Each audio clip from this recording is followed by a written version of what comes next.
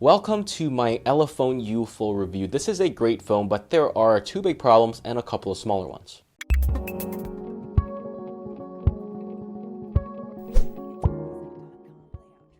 After reviewing the Elephone U Pro, I kind of knew what to expect. You have the exact same body on both these phones, the exact same screen, just the processor is different, and the software as well, where the Elephone U Pro has Android 8 Oreo and the Elephone U has Android 7.1 Nougat. But to be honest, the Elephone U surprised me. There are some aspects where this Elephone U is actually better than the more expensive Elephone U Pro.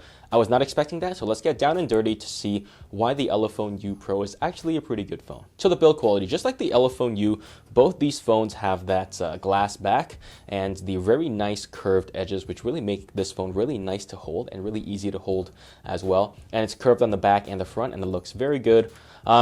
There is one thing I don't like for both these phones though. Both these phones have that little tiny fingerprint sensor right underneath the camera. So it's very small, and I kind of wish they had a bigger fingerprint sensor there. That being said, both these phones are very easy to hold. They feel almost like 5-inch phones, like the old 5-inch phones like my Zuck Z2 in terms of width. Of course, in terms of length, they're pretty much as tall as 5.5-inch phones from, days of old where they had the 16:9 with lots of bezels. So these phones are definitely very compact. They look like Galaxy S8s as well, which is definitely not a bad thing. It looks absolutely amazing, and I really love how these phones look. I just don't like the glass back.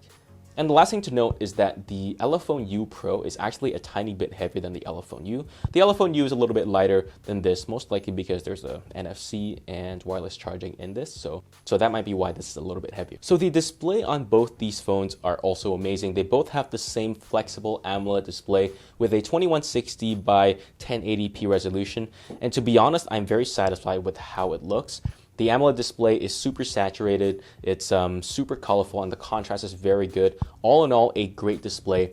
I know there are a couple of reviewers who dislike AMOLED displays because of how it flickers when you look at it. To be honest, it doesn't really affect me. If it affects you, then yes, you should get an LCD instead. But if it doesn't affect you, the flickering that is, then you know what? I really recommend AMOLED displays over what you have with LCDs. So the audio on the Elephone U is not great. The audio volume is okay. It doesn't get amazingly loud, but it's definitely loud enough for most people to use. The audio quality coming out of the bottom firing speakers are not great either. You get some okay mids, but there really isn't that much bass. And it sounds kind of tinny when you're listening to stuff with explosions, or even if someone had a deep voice and they were singing, it doesn't sound great on this cell phone. And the other thing is that at maximum volume, you do hear a little bit of distortion coming out from the speakers, which really isn't great either. Now, I do have one pet peeve with this phone, and that would be the vibration motor. The vibration on this feels like a dying cat. It feels disgusting. Like, it feels like this motor is on its last legs. It's so weak. It's so the gap between each vibration is so far apart that you can feel the phone kind of doing this. I really hate it. It's a pet peeve. If you don't really care how your vibration motor feels like, you're not going to notice that much. But if you do, then avoid this phone because that vibration motor in here is disgusting.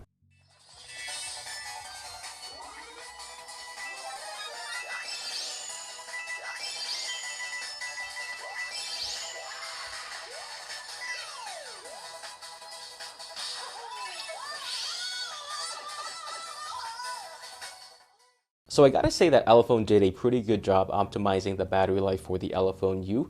This has the Mediatek Helio P23 and a 3500 mAh battery, which to be honest is not that big considering this is a Mediatek device, but I gotta say that battery life in this phone is very good considering the battery size and the SoC as well. I was able to get around 5.5 hours of screen on time with 33% left, which is actually pretty good. And this was not light use either. It was a mix of YouTube, some web browsing, some Google Maps, playing some games, and downloading some games as well, so that is definitely not bad. The Elephone U Pro actually gets the same battery life as what you have on the Elephone U, which is a pretty impressive feat for the Mediatek Helio P23. So if you are a battery person, this phone should be enough for you unless you're a crazy person. I mean, I'm a pretty crazy battery person, and 8 hours is actually enough for me. I would prefer maybe 10 hours so I get a little bit more buffer at the end of the day, but honestly, it's still good enough for like 98% of my days that I use this phone. Now let's talk about the software. You have Android 7.1 Nougat on the Elephone U, and I gotta say that the software on the Elephone U is actually less buggy than what you have on the Elephone U Pro with Android 8.0 Oreo. And I really have to say that Elephone did a pretty good job with optimizing the software. They didn't do an amazing job. I would say people like Maze do an amazing job optimizing their software. Stuff is just so fast and so fluid. Elephone does a pretty good job, but not an amazing job, and hopefully Elephone can improve on that in the future as well. In terms of launching apps on the Elephone U Pro, I gotta say that it's decent. It's not super fast, but once you launch it and it's in the RAM range, you get 6 to 4 gigabytes of RAM on this phone, then it pretty much launches instantly after that, so really no issues there. And this phone can play pretty much any game you want. There are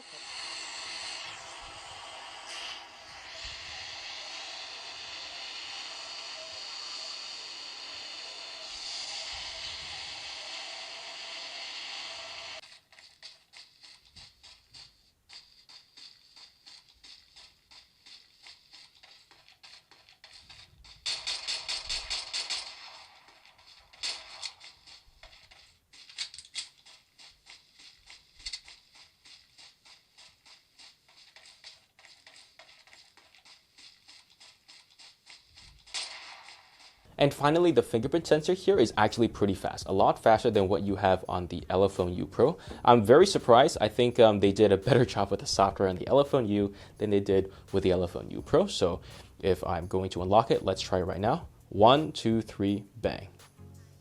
Pretty good, right? 1, 2, 3, bang.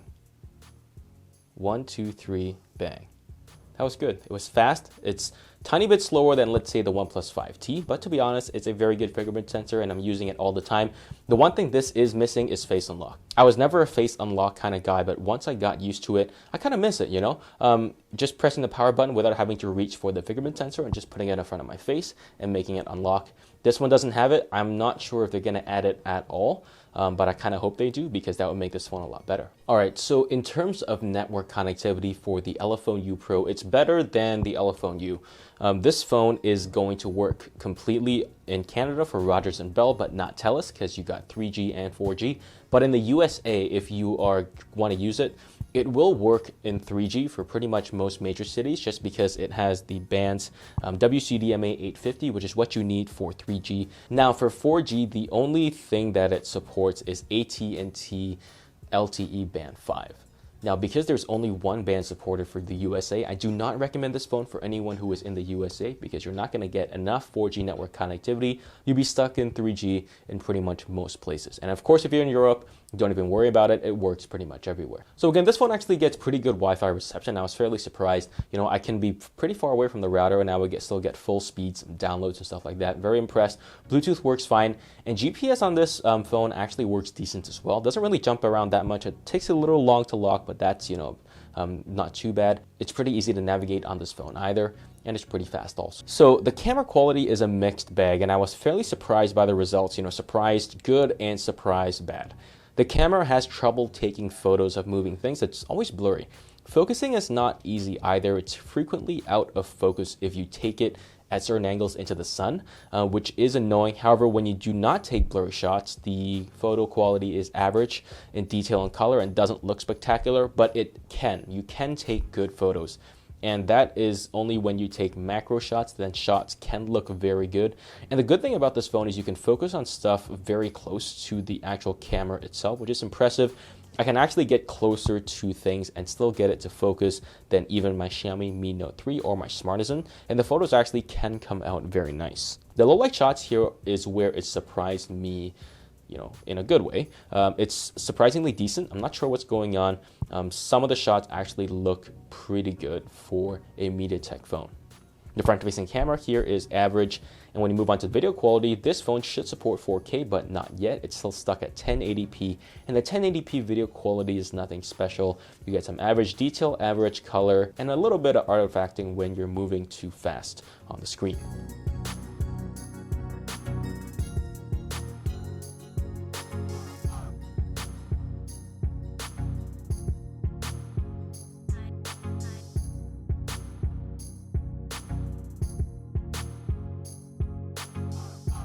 All right, so the big problem with this phone here is the camera. You get some pretty inconsistent results. Sometimes you take good photos, sometimes you take bad photos.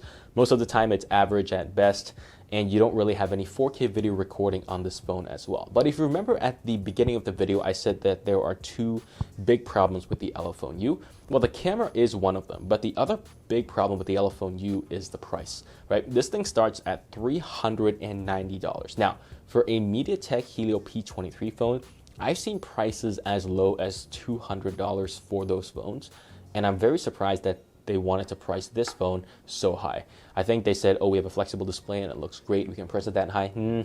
Nah. I mean, if you're looking for a beautiful phone, I really don't recommend this just because of how little value for money you're getting. This thing is $390, right? You can get a Redmi 5 Plus, which, you know, doesn't look as good as this, I will admit. It doesn't look as good as the Elephone U or the Elephone U Pro. Just look how beautiful this phone is. But it doesn't look bad, right? It's not a completely ugly device, and I really recommend that over this. And even if you wanted to get the Elephone U, you might as well spend like $50 more and get the Elephone U Pro with a Snapdragon 660 processor, because it's so much more worth it than spending, you know, $60 less and getting a Mediatek Helio P23.